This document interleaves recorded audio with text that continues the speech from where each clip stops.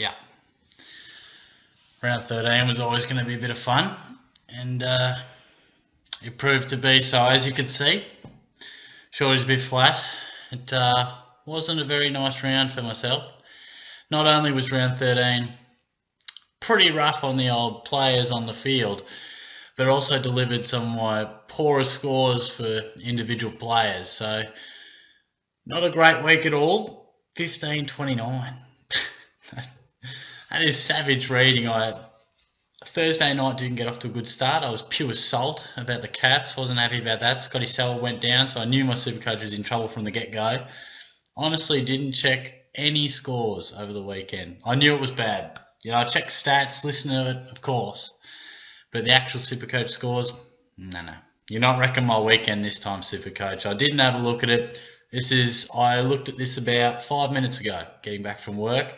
And honestly, as disappointed as I am, I thought I would fall much more than 3,000 spots. So I suppose it shows that I wasn't alone and it was a difficult week for many.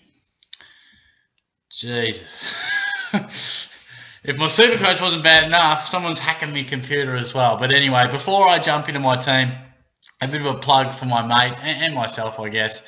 Tizio100, you would have probably seen me talk about him before. We do a few reviews. I wasn't on the West Coast one, but our good mate Langers, who was in one of my SuperCoach podcasts, he was on board for that one. So we mainly review the Cats games. Tice also does his tips and things, but the main reason I'm showing you here, as you can see, my mug front and centre right about there. Did a bit of an AFL quiz the other week, myself hosting with my dad and Tyson. Just a bit of fun, something a bit different, because Tyson's channel, my channel, generally more serious. Most of the stuff we do is pretty serious and not just serious, but we think it's reasonable content. So this was something a little bit lighter. We filmed it on the night, not really knowing if it would go to YouTube or not, but we thought it was pretty amusing, and he's done some good editing. It's just a bit of a lighter side to myself, Shorty, and of course if you follow Tizio100 as well, just a bit of fun. So, interesting. Have a look at it if you like. It's a less serious side, I suppose. So it might give you a laugh, it might make you cringe, but go over and have a look. So speaking of cringing, we'll go over to my side.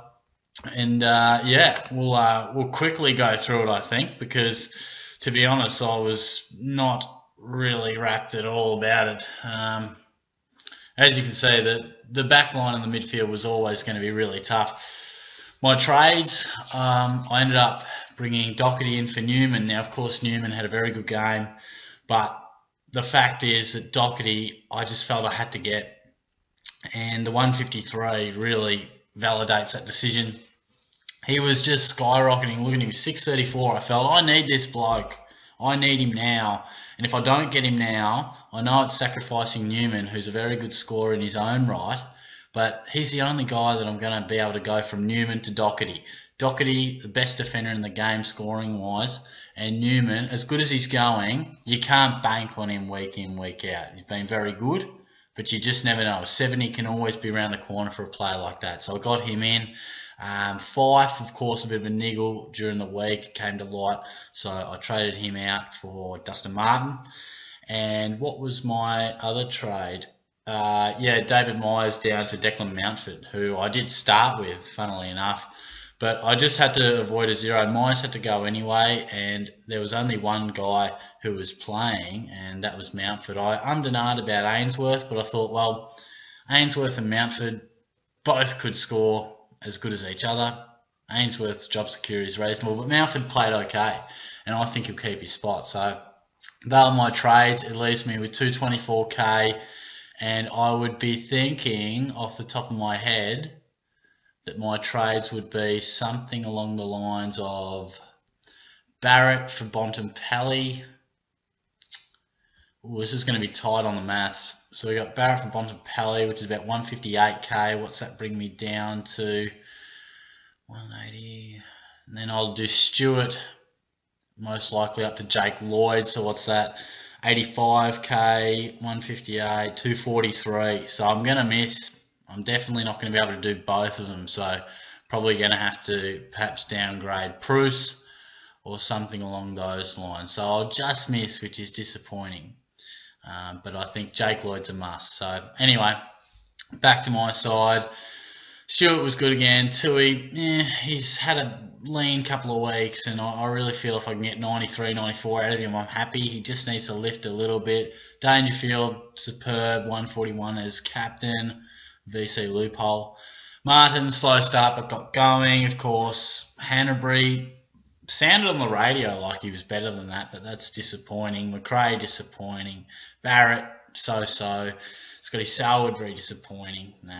You know, I may even go, depending on Selwood's injury, it could be Selwood to Bontempelli, but that'll all be dependent on break-evens and things like that.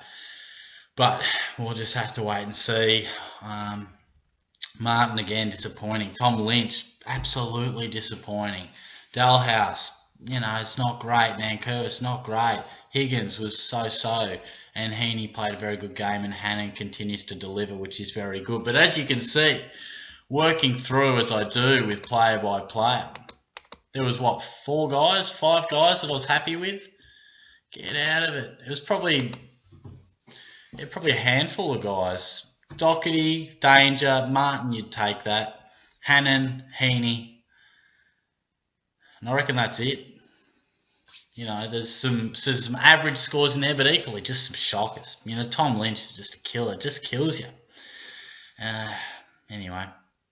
So a tough week. A tough week, no doubt. Ranked around the 13,000 mark. I feel like I'm ready to strike here. I really do feel like I'm in a good position.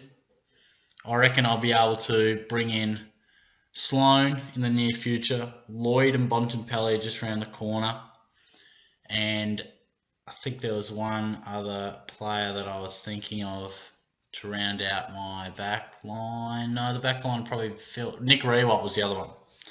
So of course that would give me a 1 extra when I bring McRae back, but I still think perhaps if money allows, insurance-wise, I think Rewalt's at a great price. Might even drop a little bit further. I think that'd be a very good option. So, look, thanks for tuning in, guys. It was always going to be a pretty brutal week, and it did prove not only on our availability of players, but just performance of players. There would be a lot of guys out there who had a tough week. It's disappointing. Sometimes you wish that some of those poor scores, like a Tommy Lynch and a Dan Hanbury, were last week when you had a couple more cancellation scores to work with 21 playing and 18 scorers. Where this stage I had 17 of the 18, and there were guys who performed well under par, which was extremely disappointing. But you know, it is what it is, as they say. Shorty will be back next week. I'll improve my side. I'll look to bring in a few guys, premium status. I've had that money sitting there for a while, used a bit of it last week. I'll use a bit more of it next week. And I really do feel like I can come storming into the top 10K, feeling quite confident about my side, despite a mini setback after what was a fair run of weeks where I went up in the rankings. This one, of course, went a bit down, but that's how you roll sometimes. So thanks for tuning in. Comment your score. Let me know how you went. Hopefully it wasn't too bad. I'm sure you would have had me covered, most of you out there. But yeah, by all means, leave a comment, like the video as I always say.